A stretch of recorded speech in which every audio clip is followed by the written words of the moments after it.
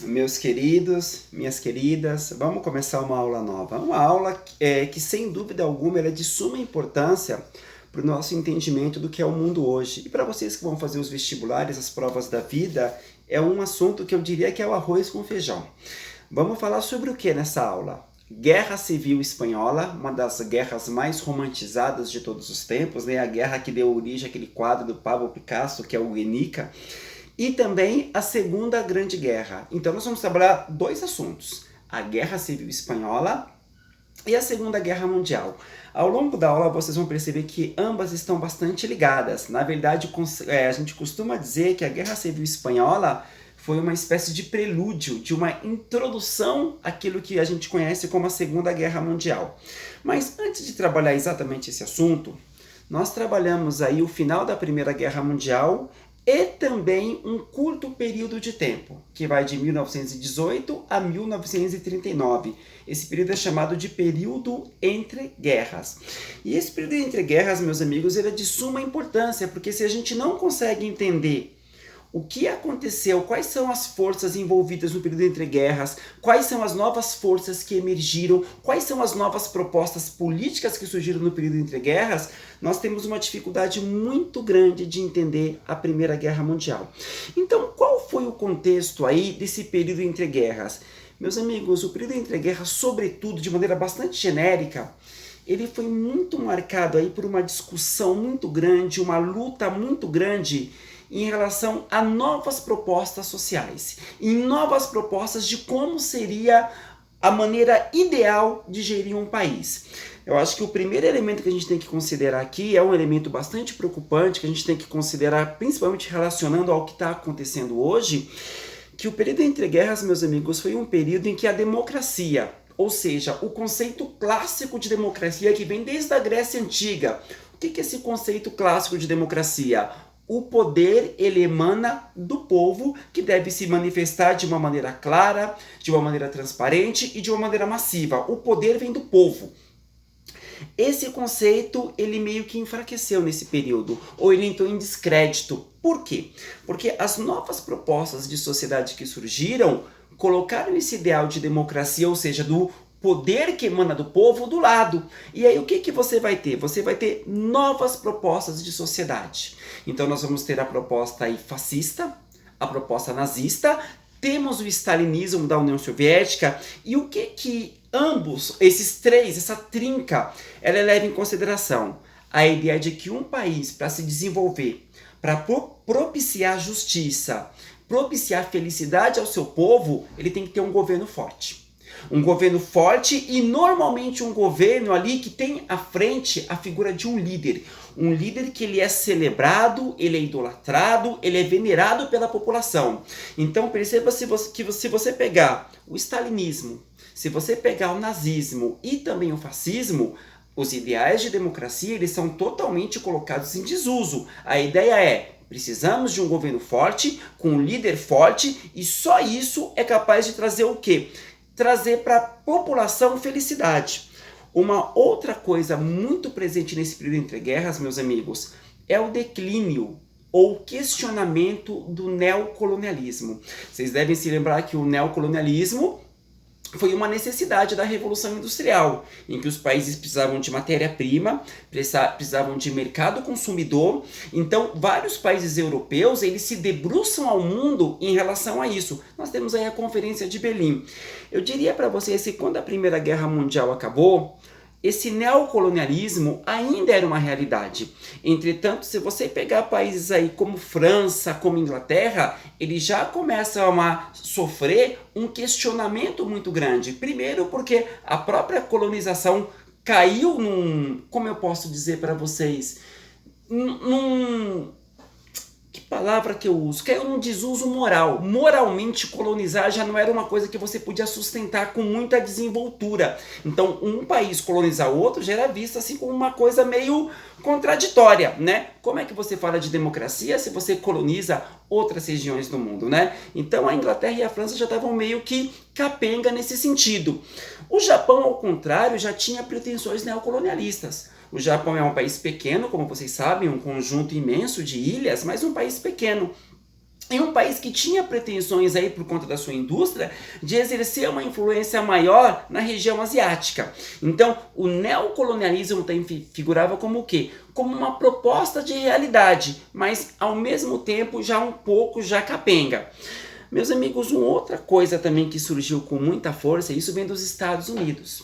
Nós sabemos que depois da Primeira Guerra Mundial, os Estados Unidos eles acabam se consolidando como a economia mais dinâmica, a economia mais pungente do mundo. Por quê? Porque o mundo carecia de produtos industrializados. A Europa, que era o berço da Revolução Industrial, ela sofreu um imenso revés por conta da Primeira Guerra Mundial. O parque industrial europeu, ele realmente sofreu um duro golpe. Então, o país que surgiu como uma fábrica do mundo, que vendeu suas mercadorias para o mundo todo, eram os Estados Unidos. Entretanto, nós sabemos, no ano de 1929, por conta da superprodução, por conta do liberalismo, por conta de toda uma conjuntura norte-americana, criou-se uma bolha que acabou explodindo. Nós estudamos isso, é a crise de 1929. Então eu diria para vocês que além da própria democracia, o conceito de democracia, ele começar a ser questionado nesse período, do ponto de vista econômico, o liberalismo, ou seja, aquele pensamento que diz que o mercado tem leis próprias e que nenhum governo deve se meter nisso, esse pensamento também ele cai em desuso. Se você pensar bem, percebam o que eu vou dizer para vocês. O stalinismo, que é o socialismo real, é o Estado controlando a economia. Se você pegar a proposta fascista e nazista, você também tem o quê? Uma intervenção muito grande do Estado. São ideologias diferentes, mas nesse aspecto econômico, elas batem. E olha que coisa interessante, mesmo nos Estados Unidos, depois da crise de 29, o liberalismo puro de raiz ortodoxo, ele é questionado.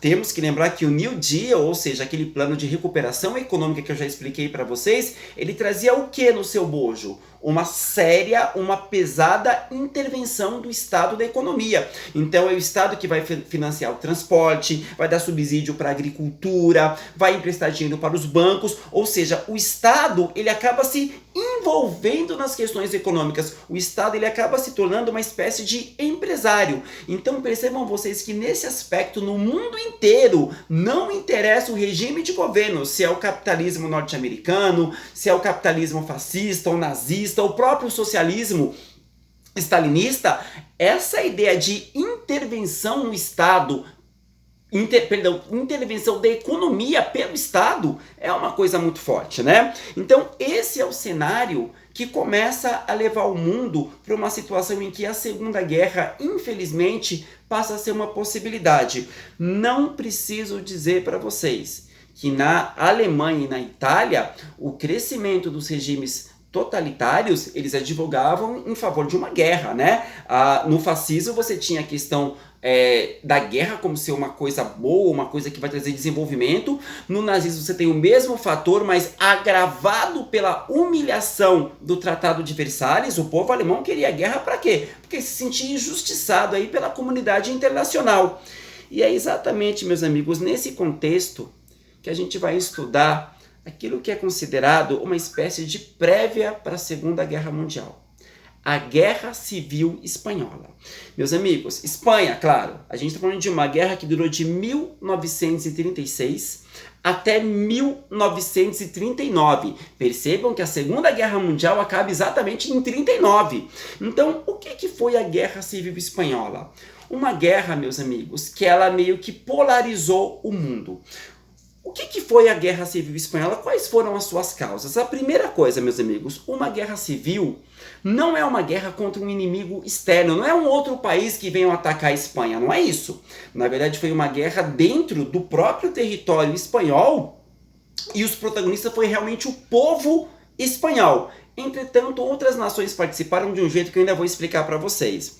Meus amigos, em 36, se você olhasse para a Espanha, você veria um país com uma instabilidade política muito grande. Houve uma eleição na Espanha, perdão. E quem vence essa guerra? foram os socialistas. Um partido socialista, ele chega ao poder. Aqui eu queria dialogar com vocês o seguinte aspecto.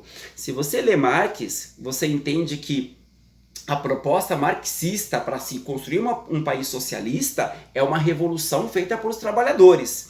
Eu diria que a Espanha ela deu uma resposta diferente a isso, porque um partido socialista vence uma eleição, não estou falando de uma revolução. Esse partido socialista ele participou ali do debate democrático e pelo voto ele consegue chegar ao poder. Então percebam que a proposta socialista chega, pelo menos um partido socialista, ele vai chegar ao poder na Espanha não por uma revolução, mas pelo voto aí da população. E aí o que acontece?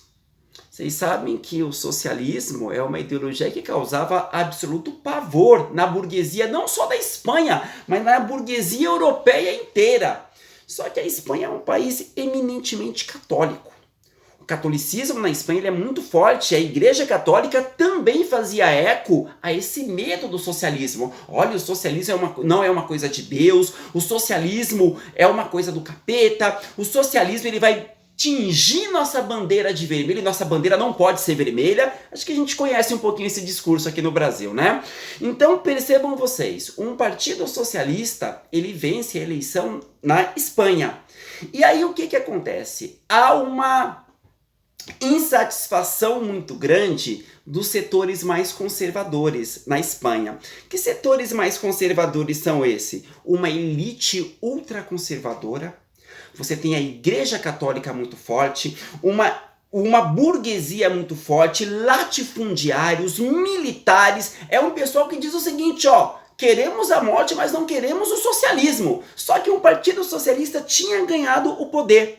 Que nome que nós damos a esse grupo que se une na Espanha? Repito, latifundiários, grandes proprietários de terra, isso é latifundiário. A Igreja Católica, militares, uma burguesia muito conservadora, eles são chamados de nacionalistas. Olha o nome, aqueles que amam a nação, né? Sempre aquele papo, né? Fazemos isso pela nação. Então, esse grupo, ele vai dizer o seguinte, nós não aceitamos o resultado dessa eleição. Percebam vocês, meus amigos, e sejam críticos, que é uma postura absolutamente antidemocrática, no sentido que ela não reconhece o resultado das urnas que chegou numa maneira democrática à vitória do Partido Socialista. Pois bem, meus amigos, para fazer uma contrapartida a esses nacionalistas, essa elite conservadora que queria riscar essa eleição do mapa e contestar o seu resultado, um grupo se formou, um grupo à esquerda, socialistas, anarquistas, sindicalistas.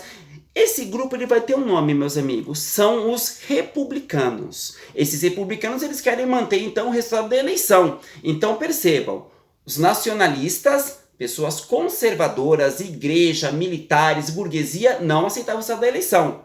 Do outro lado, os republicanos, socialistas, anarquistas, meio dividido, percebam, né? Socialistas, anarquistas, trabalhadores, queriam manter o resultado da eleição. Meus amigos, o que aconteceu no dia 18/7 de julho de 1936? Um militar. General Franco. General Franco ele vai dar um golpe de Estado. O que é um golpe de Estado? Naquele torvelinho ali de nacionalistas e republicanos, um querendo manter o resultado da eleição e outro querendo contestar, o que o General Franco fez? Nossa bandeira não é vermelha. Deu um golpe de Estado. Claro que ele deu um golpe de Estado com o apoio dos nacionalistas, porque era exatamente isso que eles queriam. Um cara autoritário que tomasse o poder e realmente desse game over no restante dessa eleição. Meus amigos, a partir daí, quando o General Franco ele chega ao poder, uma guerra civil vai eclodir. E uma guerra civil que ela vai ser uma espécie de prelúdio da Segunda Guerra Mundial. Por quê, meus amigos? Nós vamos ter dois lados lutando. De um lado, os republicanos, querendo manter a revolução, o resultado das eleições de pé, e do outro lado, os nacionalistas. Meus amigos, esses nacionalistas, eles vão receber apoio direto dos regimes totalitários. Quando eu digo os regimes totalitários, eu digo sobretudo o fascismo e o nazismo. O que eles vão fazer? Pra vocês terem uma noção, o Hitler, ele vai testar o poderio da sua, então, nova força aérea, a famosa Luftwaffe, que é a força aérea nazista, que tanto poder demonstrou na Segunda Guerra Mundial, ele vai testar esse aparato bélico, essas novas armas, em território espanhol. Então percebam o seguinte, meus amigos, que é uma guerra que ela vai ser uma espécie de resumo da Segunda Guerra Mundial. Já, meus amigos, os republicanos, eles vão receber apoio de trabalhadores do mundo inteiro. Vários trabalhadores do mundo todo, sindicalistas, inclusive a própria União Soviética, ela vai dar um aparato enviando algumas armas. A União Soviética não vai se meter diretamente não, mas ela vai dar todo o apoio logístico. A gente chama isso das brigadas internacionais. Nesse sentido, meus amigos, a gente pode dizer que a Guerra Civil Espanhola, ela adquiriu um aspecto meio que internacional. Por quê? É uma guerra civil? É o povo espanhol que lutou? Foi. Mas esse povo ele acabou sendo municiado por forças diferentes externas. O nazismo ajudou, o fascismo ajudou os conservadores, né? Porque para eles não interessava um partido socialista no poder, né? E vários trabalhadores do mundo, vários franceses mandaram gente para lá, norte-americanos foram para lá. Então, assim, criou-se as brigadas internacionais. Só que aquilo, meus amigos, o poder envolvido aí do Franco era um poder muito grande. E aos poucos ele foi esmagando toda essa resistência. E no final de tudo, Franco acabou se impondo com um saldo de destruição, meus amigos, terrível, né?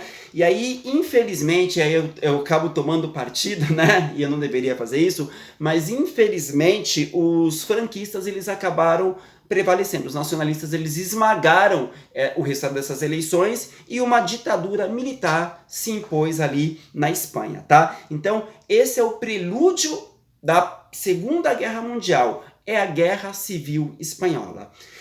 Com isso eu acabo a primeira parte da aula, vou fazer um segundo vídeo agora tentando explicar os aspectos gerais aí da Segunda Guerra Mundial. Muitíssimo obrigado a todos, fiquem em paz, tá bom?